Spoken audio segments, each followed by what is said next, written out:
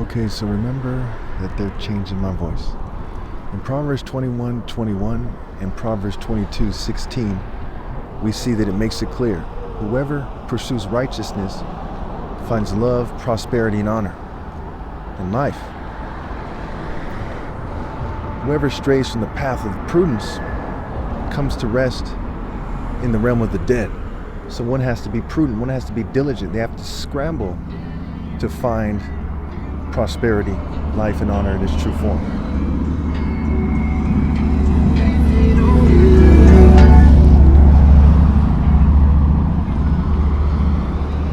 And so we see the contrast between the two. Without prudence, people are lost. Without true love in their hearts, without pursuing righteousness. Jesus as a character in the Bible does not contradict Proverbs when it's interpreted correctly. What it means to pursue righteousness is not merely having faith in God or in miracles that you didn't witness, God doesn't expect people to believe that Christ came back from the dead or walked on water or anything literally, because there's no point in believing that. The miracle of life already covers that. What are the odds that people are even alive? That's a fairy tale argument designed to get people to disassociate. That's why when the word of God has been preached to the world, that's part of why. That when the word of God has been preached to the world, so many people are doing the wrong thing because they have a fairy tale mind state. And they don't live in reality and insist on what is precisely right. Anytime people disassociate, they don't effectively serve God because they're disassociating. They're chasing fantasies. They're not understanding the reality of life and the situation. And as such, they fail to be good servants of God. What would a good servant of God do? They'd work on their mind, body, soul, and spirit in the spirit of focused moral intensity and running in the paths of God's commands, like it says in Psalm 119. It also says in Psalm 119:100 that I understand more than my elders, for I obey your precepts. They do not obey the precepts. And as you know, the word precepts is similar to the word steps, because every step of the way one is supposed to obey the commands of God. The man shall not live on bread alone, but on every command, every word, every action, every insistence that comes from the mouth of God, the Spirit of God, the essence of God, the heart of God. And we see people are in rebellion. And the word rebel is like the word Baal.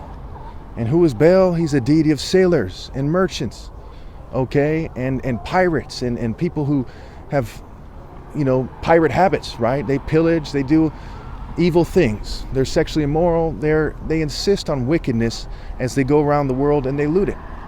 That's what Baal is the heart of, a deity of. Baal is the rebel in a sense, and Baal's Greek counterpart is Zeus. And Zeus is, in Greek mythology at least, the head of the demons in the pantheon, right? Pan, meaning all, for all the Greco-Roman deities. And you get the word panic and pansy, and pannies and pansy, pansy, because Pan is a punk. There's no other way to look at it. And the word pun, which is in the word punk, is similar to the word pan for a reason. We see the pattern of so-called magic spells and the spellings of words in a way that is not a coincidence. It screams the failure of humanity to take life seriously, to the point that they put their wickedness in a code in the words, in the language, right? The waters. In Revelation 17, that stand for the people, the nations, the multitudes, and languages. And the word language is a play on words for line, gauge, which can be your bloodline. It could be the path that you're walking on, right? The path is similar to a line. Where you draw the line has sexual implications as well. Has other implications as well. Your mouth can be seen as a line when your mouth is closed, for example, when your lips come together and so on and so forth. So where do you draw the line? Where you draw the line has everything to do with drawing on the Spirit of God. Because what one stands for and what one doesn't stand for really defines them. And part of the people's problems when it comes to communication, right? The Tower of Babel and the misunderstandings with communication has to do with definitions. How do you define love? How do you define honor? How do you define grace? And these words, they have the utmost importance. How do you define serving God? How do you define good and evil? How do you define the martial art principles, which are the life principles? Dignity, and so on and so forth. Also, focus. Again, when you're sabotaged, they might mess up your focus. But when Christ was on the cross, did he say, hey, magically he must have messed up because he's having trouble focusing?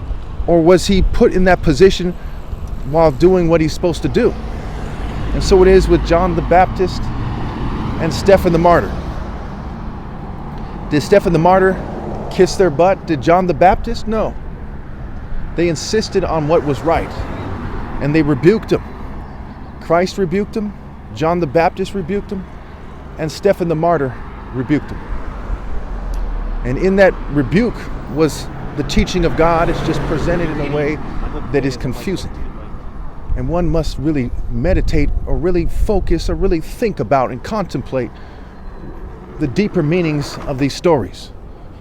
Because in shallowness, there is not life. One has to be deep to understand the purpose of life. The spiritual realm goes deep. One has to strive to be morally precise to understand the purpose of life. It is a lifelong endeavor. As one moves with a certain purpose, with a certain precision, with a certain masterful series of decisions, one can find the deeper meaning of life if they rally and obey God through me in the divine order. And that, of course, is key in all this. A lot of people don't want to admit that they're going down the wrong path. They don't want to admit that you can't cheat the natural leader of all humanity of his right to lead and then turn around and claim to be right with God. Okay, could you cheat King David in the story and still be right with God? Could you cheat Christ? Could you cheat and ignore King Solomon when he was doing the right thing and still be right with God? No, one has to seek ye first the kingdom of heaven, which means finding the King, the Christos, me.